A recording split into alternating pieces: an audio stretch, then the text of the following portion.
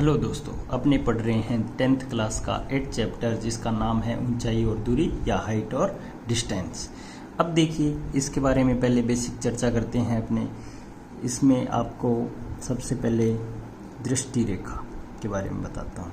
दृष्टि रेखा दोस्तों, जब भी हम किसी वस्तु को देखते हैं तो एक काल्पनिक रेखा बनती है, उसे कहते हैं दृष्टि रेखा। मान लो ये है कोई ए वस्तु यहाँ पे, ठीक है, और यहाँ पे अपने हैं या अपनी आँख है।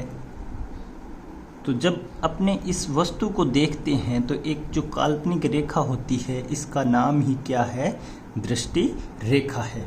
ठीक है, अब देखिए उन्नयन कोण।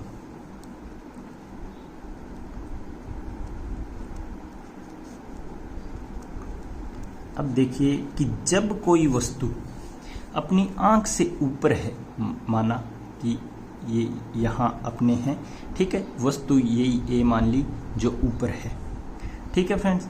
अब जो ये काल्पनिक रेखा बनेगी, ठीक है, और क्षैतिज क्या होता है? ऐसे, ठीक है, पृथ्वी का समतल होता है क्षैतिज। जो दृष्टि रेखा और क्षैतिज के बीच में जो कोण बनता है उसका नाम होता है उन्नयन कोण। इसी प्रकार से एक और कोण है अवनमन कोण। अवनमन कोण, अवनमन कोण कैसे? कि जब वस्तु अपनी आंख से नीचे हो। कैसे? मान ली अपने यहाँ मेरी आंख है या अपनी आंख है और वस्तु है नीचे, ये ए वस्तु, ये है नीचे, तो ये कौन सी रेखा? दृष्टि रेखा। ठीक है, अब वस्तु के लिए क्षैतिज तो हो गया ये, इसका नाम लिख दूं क्षैतिज, और अपनी आंख के लिए अपने लिए क्षैतिज हो गया ये। ठीक है, तो दोस्तों इस क्षैतिज और दृष्टि रेखा के बीच में जो कोण बनता है उस कोण का नाम है अवनमन कोण। अब देखिए यहाँ ये एकांतर कोण होके ये एंगल बन जाता है अवनमन कोण। अवनमन कोण होता तो ये है, लेकिन अवनमन कोण जितना होता है उतना ही ये एंगल होता है। अब थोड़ी सी इस चैप्टर को करने के लिए बेसिक चर्चा करते हैं अपने, जो अपने 9th में पढ़ी होगी कि साइन थीटा इक्वल टू होता है लंब बटा कर्ण। ठीक है, कोस थीटा वही लाल बटा कक्का वाला फॉर्मूला बता रहा हूँ, आधार बटा कर्ण, और टेन थीटा इक्वल टू होता है लंब बटा आधार।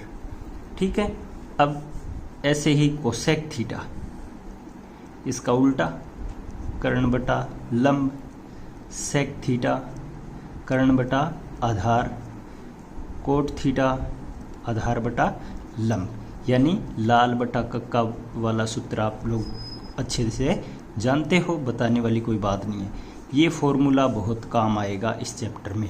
इसके अलावा टेबल और जो सर्व समीकरण अपने पढ़ी है वो काम आएगी। अब देखते हैं एक्सरसाइज का क्वेश्चन। एक्सरसाइज का 7वां क्वेश्चन आप देखिए क्या है। यदि किसी मीनार के आधार से ए तथा बी, जहां ए बड़ा है बी छोटा है, दूरी पर उसी सरल रेखा पर स्थित दो बिंदुओं से मीनार के शिखर के उन्नयन कोण 30 डिग्री व 60 डिग्री है, तो मीनार की ऊंचाई पूछी है। देखो दोस्तों, करते हैं बिल्कुल आसान।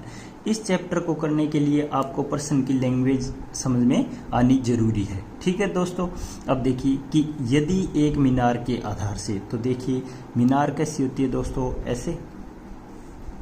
अब कहा है मीनार के आधार से ए तथा बी दूरी पर, अब क्षैतिज दिशा में चल पड़े अपने, तो ए तो है बड़ा, तो दूर जो बिंदु है उसका नाम दे दिया ए दूरी है ये। ठीक है, ऐसे ही एक पास बिंदु है वो है बी दूरी पे।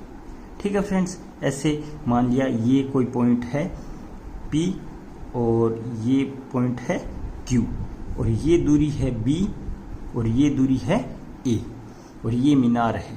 ठीक है, मीनार के शिखर से इन बिंदुओं का उन्नयन कोण 30 डिग्री और 60 डिग्री। जो कोण दूर होता है वो छोटा होता है, ये 30 डिग्री और ये 60 डिग्री। और मीनार की ऊंचाई ज्ञात करनी है, मान ली मैंने h। ये है प्रश्न की लैंग्वेज। अब देखिए पी क्यू आर और एस ये त्रिभुज का निर्माण हो गया। यहाँ दो त्रिभुज है दोस्तों, आर एस पी और आर एस क्यू, इन्हीं से अपने सॉल्यूशन करेंगे। अब देखिए बिल्कुल आसान क्वेश्चन है। सबसे पहले ये त्रिभुज लेता हूँ छोटे वाला आर एस पी। तो आर एस पी त्रिभुज आर एस पी में अपने क्या लगाएंगे, वही लाल बटा कक्का वाला सूत्र या formula tan 60 degree equal to tan बराबर क्या होता है, आधार बटा लंब, लंब बटा आधार। लंब कितना है h, आधार कितना है b, ये दूरी है b जो कि दी है। अब देखिए इसको नाम दे देता हूँ इक्वेशन फर्स्ट या समीकरण 1। अब लेता हूँ दूसरा त्रिभुज आर एस क्यू। त्रिभुज आर एस क्यू में यही फॉर्मूला अप्लाई करता हूँ tan 30 degree equal to h upon आधार कितना है a, ये दूरी पूरी a है, ये दूरी a है और ये है b। ठीक है, तो ऊंचाई तो आ गई h यानी लंब बटा आधार, आधार है छोटा a, इसे नाम दे दिया समीकरण 2। ठीक है दोस्तों, अब क्या है समीकरण 2 को थोड़ा सा मॉडिफाई कर लेते हैं, जो कि अपने पहले पढ़े हैं कि इसे लिख सकता हूँ tan 90 degree minus 60 degree equal to h upon A. अब इसका नाम दे दिया समीकरण 2। ठीक है दोस्तों, अब देखिए समीकरण 2, इसको क्या लिखूं कि tan 90 minus theta equal to क्या होता है कोट थीटा, तो cot 60 degree equal to h upon A. ठीक है, इसको नाम दे दिया समीकरण 3। अब क्या काम करता हूं मैं, इधर कर देता हूं क्वेश्चन कि इक्वेशन यानी समीकरण 1 व 2 को गुणा करने पे या मल्टीप्लाई करने पे। ठीक है, अब गुणा कीजिए, क्या है tan 60 डिग्री, ठीक है, गुणा कोट 60 डिग्री। जो लेफ्ट हैंड साइड है उनका आपस में गुणा करना है और राइट हैंड साइड है उनका आपस में। ठीक है दोस्तों, ये हो गया। अब देखिए अपने 7.2 चैप्टर में पढ़ा था कि tan थीटा और कोट थीटा का मल्टीपल होता है 1। कैसे, एक बार इधर बता देता हूं मैं कि tan थीटा, ठीक है, इक्वल टू होता है 1 अपॉन कोट थीटा। इनका क्रॉस मल्टीप्लिकेशन करते हैं तो tan थीटा और कोट थीटा का मल्टीपल आ गया 1। अब अप्लाई किया, ये हो गया 1 और इधर हो गया h का स्क्वायर अपॉन ए बी। तो अब h इक्वल टू आया ए बी और ये स्क्वायर हटा तो ये आ गया ए बी।